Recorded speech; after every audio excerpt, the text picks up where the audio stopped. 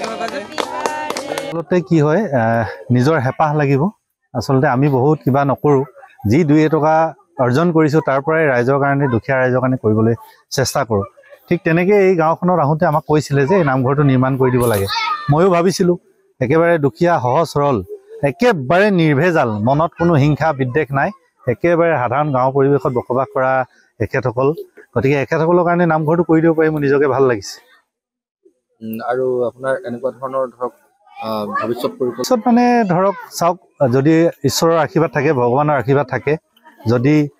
নিজে খাই বইও যদি ৰাইজৰ কাৰণে কিবা কৰিব পৰা অকণমানো আছে তেতিয়াও আমি এনেকুৱা ধৰণৰ সহায় কৰি যাম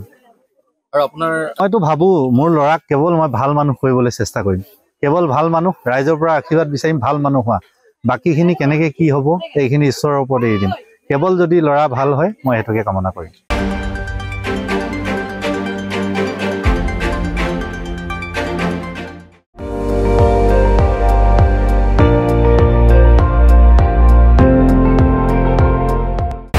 আপুনি চাই আছে ND24 সৰ্বশ্ৰেষ্ঠ নহয় সৰ্বোত্তমৰ দৌৰত